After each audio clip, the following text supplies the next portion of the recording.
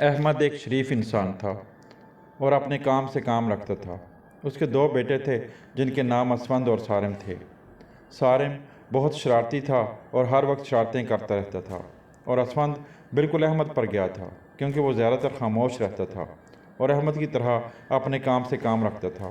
Ahmad army میں ملازمت کرتا تھا اور آرمی کی طرف سے اسے ایک گھر ملا ہوا تھا جس میں اس کی فیملی رہتی تھی۔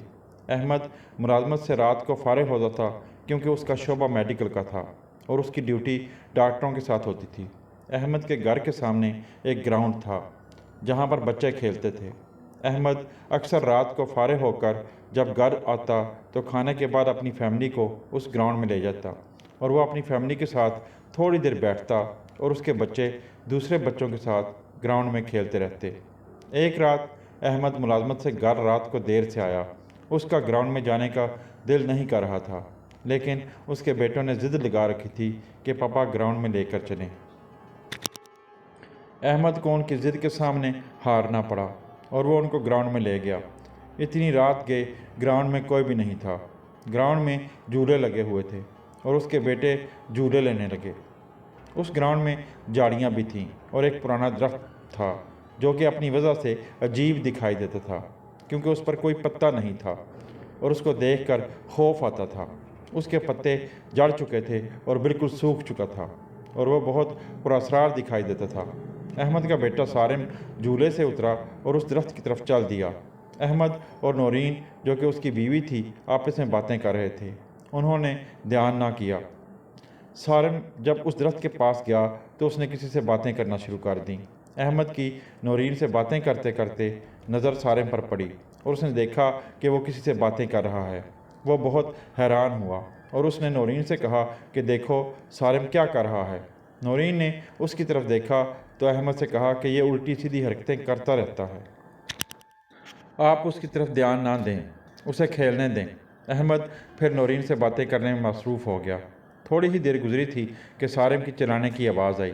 احمد اور نورین نے اس کی طرف دیکھا کہ صارم نیچے گرا ہوا تھا اور اس نے کئی بار اٹھنے کی کوشش کی لیکن وہ اٹھ نہ سکا۔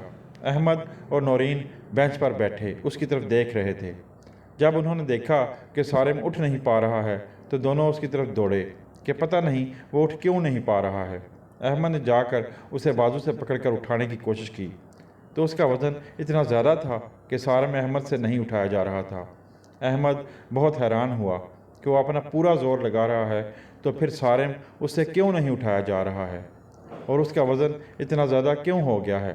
احمد نے دوبارہ اپنا پورا زور لگایا تو احمد گرتے گرتے بچا کیونکہ کسی چیز نے صارم کو ایک دم سے چھوڑا۔ احمد بہت حیران ہوا کہ آخر یہ کیا مسئلہ تھا، صارم کیوں نہیں اٹھایا جا رہا تھا۔ خیر وہ صارم کو لے کر بینچ پر جا کر بیٹھ گیا۔ اسفند ابھی جھولے لے رہا تھا۔ تھوڑی دیر نورین اور احمد گراؤنڈ میں بیٹھے اور پھر گھر واپس چل دیے۔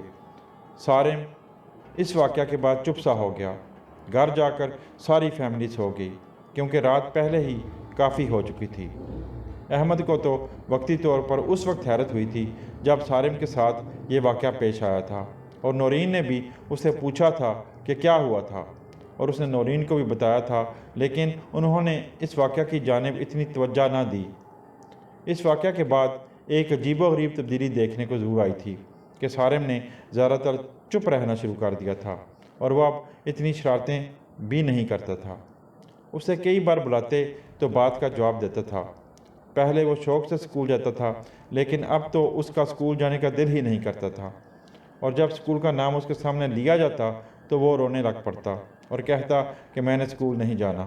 اس کی شخصیت میں حیران کن تبدیلی کیوں آئی تھی اور اس کی وجہ کیا تھی، اس کی طرف کوئی بھی توجہ نہیں دے رہا تھا۔ احمد تو صبح ملازمت پر چلا جاتا تھا لیکن نورین گھر پر ہی ہوتی تھی اور صارم کا عجیب قسم کا رویہ دیکھتی رہتی تھی اور اس کی وجہ سے پریشان بھی ہو جاتی تھی۔ نورین نے احمد سے ذکر بھی کیا لیکن احمد نے نورین سے کہا کہ بعض اوقات بچے اس طرح کا رویہ اختیار کر لیتے ہیں، اس میں پریشانی کی کوئی بات نہیں ہے۔ نورین نے احمد سے کہا کہ صارم پہلے کی طرح شرارتیں نہیں کرتا۔ احمد نے اس سے کہا کہ پریشان نہ ہو، ایسی کوئی بات نہیں ہے۔ پھر احمد نے کہا کہ کل ہم رات کا کھانا کسی ہوٹل میں کھائیں گے۔ थोड़ा माहौल तब्दील होगा तो सारिम ठीक हो जाएगा। अगले दिन रात को सारी फैमिली होटल पर खाना खाने गई। जब सारी फैमिली खाना खा चुकी तो अहमद ने देखा कि सारिम मेज़ पर पड़ी एक प्लेट को घूर घूर कर देख रहा है। वो प्लेट को इस अंदाज से घूर कर देख रहा था कि अपनी आँख बिल्कुल नहीं झपक रहा था। थोड़ी देर के बाद प्लेट ने हरकत करना शुरू कर दी। नौरीन भी ये सारा माजरा सारिम के पास बैठी देख रही थी। अहमद ने सारिम को बुलाया, लेकिन सारिम नहीं बोला। अहमद ने दोबारा सारिम को ऊंची आवाज़ से बुलाया। सारिम ने अहमद की तरफ खौफनाक अंदाज से देखा। अहमद और नौरीन के तो खौफ के मारे रोंगटे खड़े हो गए। ये सब क्या था? उनकी समझ में कुछ नहीं आ रहा था। वो सारिम को लेकर जल्दी से घर आ गए। अहमद ने नौरीन से कहा कि इसे साइकाट्रिस्ट को चेक कराते हैं।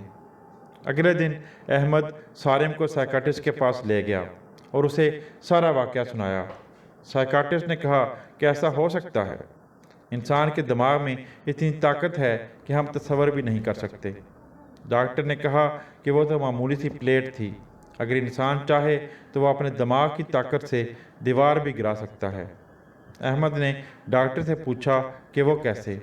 डॉक्टर ने कहा कि जब इंसान अपनी सारी तवानाई को इकट्ठा करके किसी चीज़ की तरफ पूरी तवज्जो से देखता है तो उसके दिमाग से निकलने वाली लहरें इस हद तक ताकतवर होती हैं कि वो किसी चीज़ को भी गिरा सकती हैं।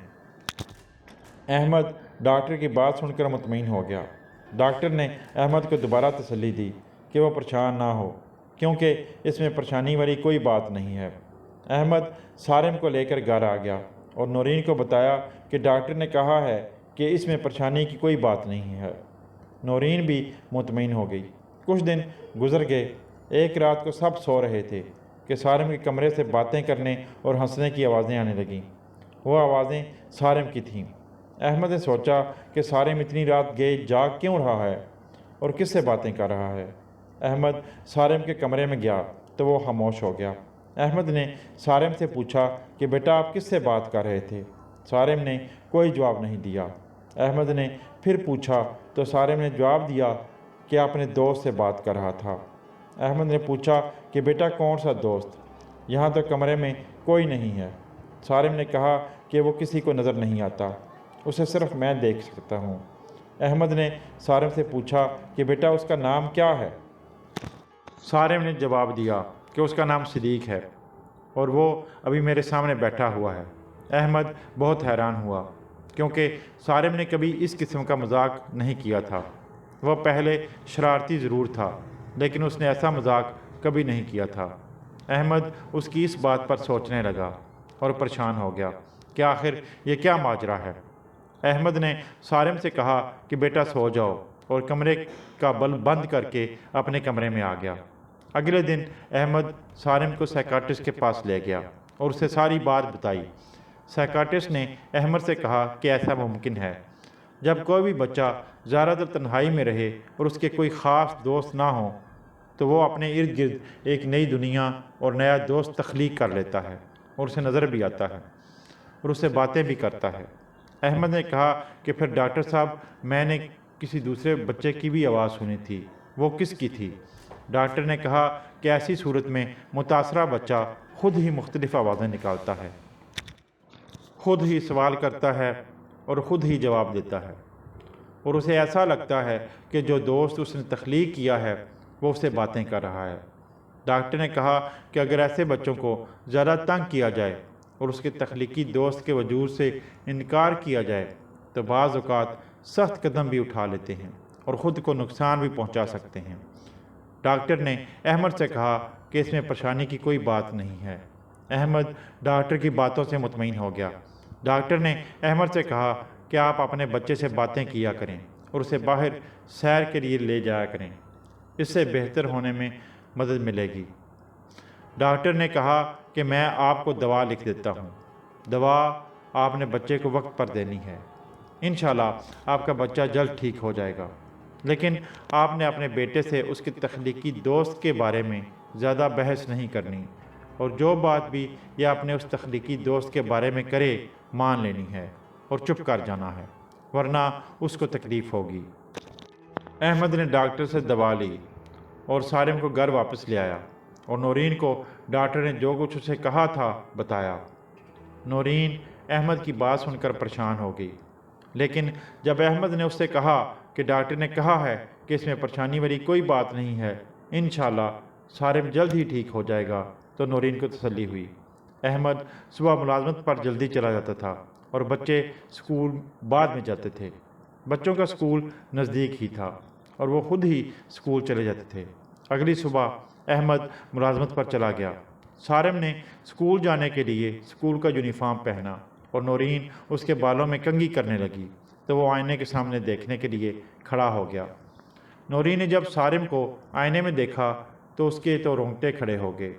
آئینے میں سارم نہیں بلکہ کوئی اور نظر آ رہا تھا۔ اس کی شکل اتنی خوفناک تھی کہ نورین کو تو سکتہ طاری ہو گیا اور وہ خوفزدہ ہو گئی۔ وہ جو کوئی بھی تھا اس کی آنکھیں خون کی طرح لال سرخ تھیں، اس کی آنکھیں گول اور موٹی تھیں اور اندر کی طرف دھنسی ہوئی تھیں۔ نورین کی ٹانگیں کانپ رہی تھیں۔ جب نورین نے دوبارہ آئینے میں دیکھا تو اسے سارم ہی نظر آیا۔ نورین حیران ہو گئی کہ یہ سب کچھ کیا تھا۔ وہ تو سمجھ ہی نہیں پا رہی تھی کہ یہ وہم تھا یا حقیقت تھی۔ خیر اس کی طبیعت ٹھیک ہوئی تو اس نے سارم اور اسفند کو اسکول بھیجا۔ سارم اور اسفند کو اسکول بھیجنے کے بعد وہ اس واقعہ کے بارے میں سوچتی رہی۔ جب رات کو احمد گھر آیا تو نورین نے ساری بات احمد کو بتائی۔ نورین کو اصل میں ڈرامانی فلمیں اور ڈرامے دیکھنے کا بہت شوق تھا اور وہ اکثر دیکھتی رہتی تھی۔ اس کا احمد کو بھی علم تھا۔ احمد نے نورین سے کہا کہ تم ڈرامانی فلمیں جو دیکھتی رہتی ہو اس لیے تمہیں ایسا لگا ہوگا، ورنہ خود سوچو ایسا کیسے ہو سکتا ہے، یہ صرف تمہارا وہم ہے اور کچھ نہیں۔ نورین نے جب احمد کے یہ الفاظ سنے تو اس نے سوچا کہ ہو سکتا ہے یہ میرا وہم ہو، کیونکہ دوبارہ جب اس نے آئینے میں دیکھا تھا تو اسے سارم ہی نظر آیا تھا۔ نورین نے اس واقعہ کو وہم سمجھ کر نظر انداز کر دیا اور اس پر اتنی توجہ نہ دی۔ گھر میں ایسی سرگرمیاں ہو رہی تھیں جو کہ حقیقت سے ہٹ کر تھیں اور ان کا ڈاکٹر سے کوئی تعلق نہیں تھا۔ کوئی بھی ان کو سنجیدہ نہیں لے رہا تھا۔ اگر انسان کو کوئی بیماری ہو اور اس کا بر وقت علاج نہ کرایا جائے تو بیماری وقت کے ساتھ ساتھ بڑھ جاتی ہے۔ سارم کا مزاج ایک دم تبدیل ہونے کی کچھ تو وجہ تھی، لیکن اس کو بھی ڈاکٹری نقطہ نظر سے دیکھا جا رہا تھا، جو کہ سب سے بڑی غلطی تھی۔ اصل میں احمد اور نورین نے سیدھی سادی زندگی گزاری تھی اور انہوں نے زندگی میں کبھی اس طرح کے واقعات دیکھے نہیں تھے۔ شاید ایک وجہ یہ بھی تھی کہ وہ ان کو اتنا سنجیدہ نہیں لے رہے تھے۔ خیر ایک رات ساری فیملی سو رہی تھی کہ سارم کے کمرے سے پھر ہنسنے اور کھیلنے کی آوازیں آنے لگیں۔ اس بار سارم کے ساتھ کسی دوسرے بچے کی بھی آواز سنائی دی۔ احمد سو رہا تھا۔ جب اس نے آوازیں سنی تو وہ اٹھ بیٹھا اور سارم کے کمرے کی طرف گیا۔ وہ سارم کے کمرے کا دروازہ کھول کر کمرے میں داخل ہوا تو اس نے دیکھا کہ سارم کمرے میں نہیں تھا۔ احمد پریشان ہو گیا کہ سارم کدھر گیا ہے۔